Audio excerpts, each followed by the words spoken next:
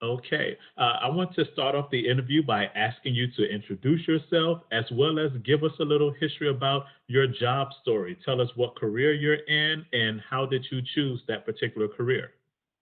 Hi, everyone. I'm Laila Saghian, and I'm a consultant at PwC in our digital practice. I started at PwC a little over 5 years ago, straight out of college after graduating from Pennsylvania State University. In college, I knew I wanted to do something in the marketing field, and then I took a class on business intelligence, and I was very interested in data visualization and understanding big data. After school, I applied for PwC and I got accepted to their digital practice. And I work with clients to understand risk in their business and to mitigate any potential risk or fraud from happening. When I was younger, I didn't know what I wanted to do when I grew up, and I was a lifeguard for many years. And I really loved being a lifeguard because I liked working with kids. I also did swim instruction, so I worked with them quite a bit. I taught them how to swim, so they had a lot of trust in me to make sure that they Mhm. were safe in the water. And that practice and being a lifeguard and getting people to trust that you will, be accountable and get the job done and keep them safe and have their best interests at heart really pivoted to my strategy with working at PricewaterhouseCoopers as a consultant, because my team and my clients and everyone I work with really puts their trust in me, and I can be an accountable resource for them to make sure that they're getting the best information that they need. Okay, that sounds awesome. And I love how you were able to take a lesson that you learned from an earlier job and use that lesson in your current career now. So, students, if you're out there watching, you may have a little part time job now. Pay attention, take notes because stuff that you learn at this job can definitely translate to your future career down the road.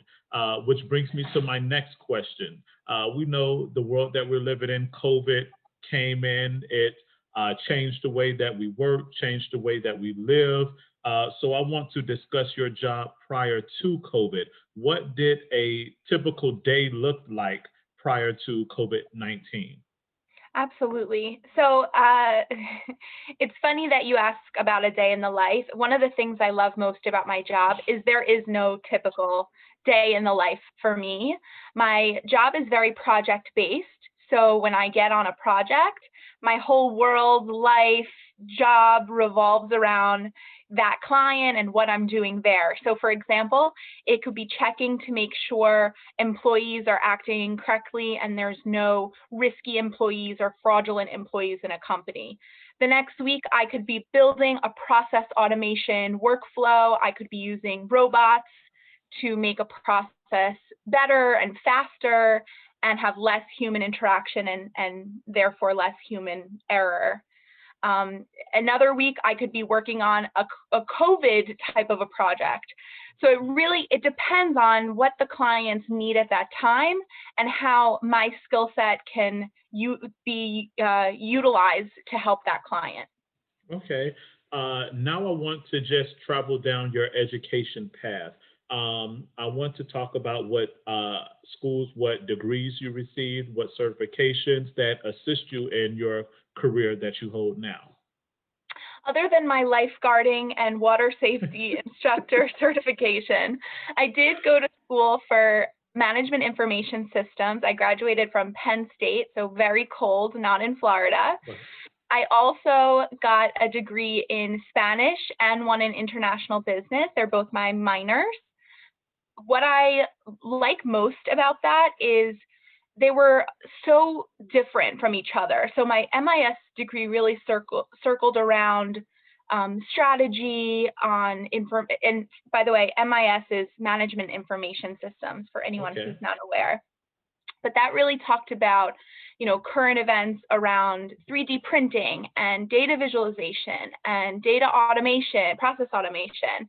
So that was kind of one very technical and business focus in college, but then I was also learning how to speak Spanish. I studied abroad in Seville, so I really got that Spanish influence outside of my typical business degree.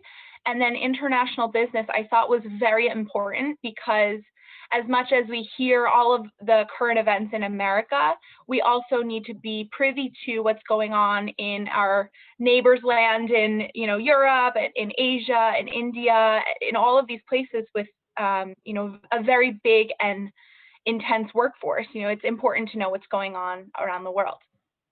Awesome. So I love that your education path took you in many directions, and you're able to use all of those degrees and certifications in the job that you have now. So that really lets the students know that you can get a degree in one area, but then you can use that degree to work in many different fields. At this time, we're going to jump into our time machine. We're going to go back to 8th grade Laila. We're going to go back and visit 8th grade Laila. If there was any bit of advice that you can give yourself in 8th grade, what would that advice be? I would say one thing that I'm always trying to improve is my stubbornness. When I see something and want it, I can get tunnel vision and really want to go for that one goal. Actually, at work, I found an opportunity to benefit the city of Miami, and I was so excited about it and so tunnel visioned that when we realized it wasn't something that we were able to go after, it was hard for me to pivot my strategy. And as an 8th grader, I already had my mind made up, what I wanted to do, where I wanted to go to school, what I wanted to major in. And I can confidently tell you that none of the things I wanted to do panned out as something I actually was interested in once I got to college.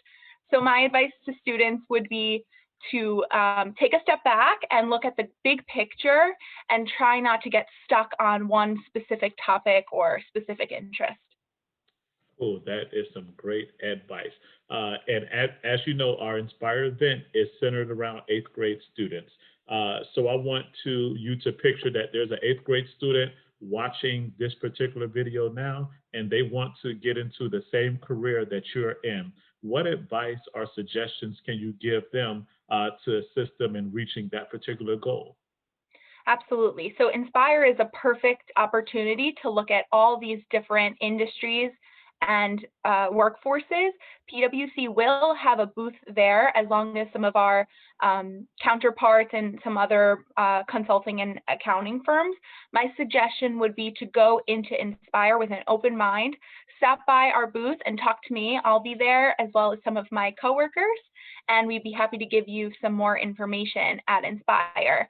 I would also suggest that when you are looking to applying for colleges or the next step after high school, to keep an open mind about different STEM programs, for example, information systems, marketing, business development, management, accounting, finance, and all of those different tracks could end you up in a team similar to mine at PwC. Okay. Laila, I thank you for your time today. This brings our interview to a close. Thank you for being a part of our JA Inspire event. I hope you have an awesome day. Thank you.